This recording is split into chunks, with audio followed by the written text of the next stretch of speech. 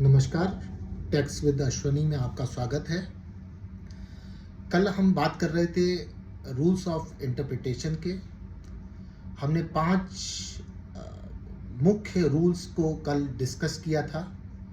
Literal interpretation, harmonious construction, beneficial construction, mischief rule और golden rule.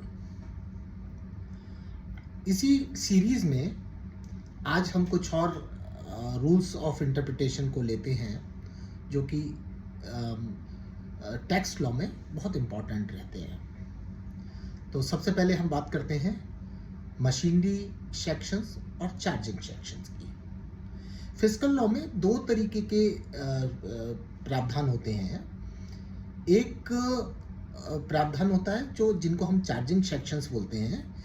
ये tax liability को create करते हैं। और दूसरा जो प्रावधान होता है जिनको हम मशीनरी सेक्शंस कहते हैं, वो प्रोसीजर को डिफाइन करते हैं कि कंप्लायंसेस कैसे करनी है, एडमिनिस्ट्रेटिव होते हैं, टेक्निकल्स होते हैं। तो जो कोर्ट्स का व्यू रहता है, उनका व्यू रहता है कि जो चार्जिंग सेक्शंस हैं वो स्ट्रिक्टली इंटरप्रेट किए जाए और स्ट्रिक्टली लिटरल सेंस में वो उसको इंटरप्रेट करते हैं।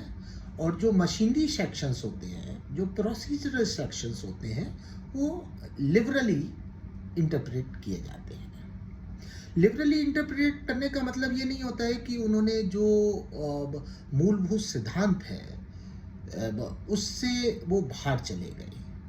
जनरली 3 चीज़ें वो देखते हैं कि मतलब सिचुएशन जो थी वो बियॉन्ड द कंट्रोल होनी चाहिए, बोनाफाइड इंटेंशन होना चाहिए, निग्लिजेंसी नहीं हो। इस तरीके की चीज़ें वो जनरली देखते हैं। और मशीनरी सेक्शंस को वो लोग थोड़ा सा लिबरली कंस्ट्रक्ट करते हैं अपने इंटरप्रिटेशन में। फिर उसके बाद दूसरा आता है रीडिंग डाउन।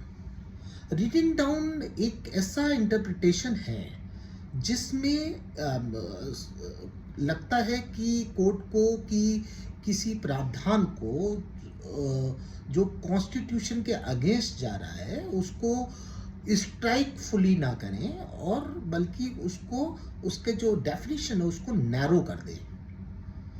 जब वो इस तरीके का काम करते हैं कि instead of striking down the whole provision और act, they narrow down the whole definition of that provision, then it is known as reading down.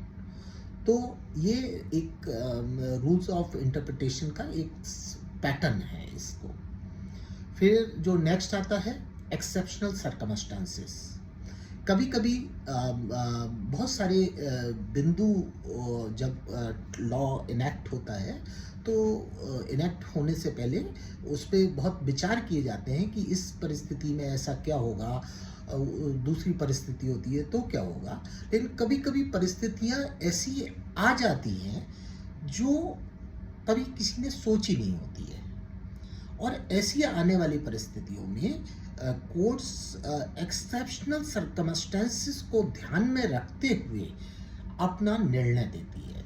और जब वो कोर्ट ऐसा निर्णय देती है तो वो रूल्स ऑफ इंटरप्रिटेशन का एक्सेप्शनल सर्कमस्टेंसेस वाला प्रावधान उसमें आ जाता है।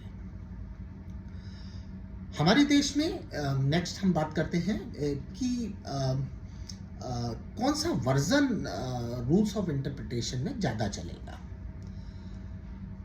इंग्लिश वर्जन ज़्यादा चलेगा या हिंदी वर्जन ज़्यादा चलेगा। हमारे यहाँ जो भी कोई कानून बनता है तो उसके दोनों वर्जन रहते हैं, इंग्लिश वर्जन में भी रहता है और हिंदी वर्जन में भी रहता है। कभी कभी क्या होता है कि हिंदी वर्जन और इंग्लिश वर्जन के जो प्रावधान है उनको अलग अलग तरीके से पढ़ने में एक कन्फ्लिक्ट पैदा हो जाता है। तो इसमें जनरली कोर्ट्स ने ये डिसाइड किया। एक बड़ा फेमस केस हुआ था जसवंत शुगर मिल का इलाहाबाद हाई कोर्ट का। तो उसमें उन्होंने ये डिसाइड किया था कि अगर इस तरीके का कोई कन्फ्लिक्ट आता है हिंदी और इंग्लिश वर्जन में प्रोविज़न को इंटरप्रेट करने में, तो इंग्लिश वाला जो वर्जन है वो प्रिवेल करेगा। तो इस तरीके से आज हमने 4 मुख्य रूप से रूल्स ऑफ इंटरप्रिटेशंस को देखा है। एक तो हमने देखा मशीनरी सेक्शन और चार्जिंग सेक्शन कैसे वर्क करते हैं, रीडिंग डाउन, एक्सेप्शनल सर्कमस्टेंसेस और इंग्लिश वर्जन और हिंदी वर्जन। कुछ और रह गए हैं, उनको हम अगले वीडियो में लेंगे और उम्मीद है एक और वीडियो में ये सारे कवर हो जाएंगे। आज के लिए इतना ही काफ़ी। Thank you.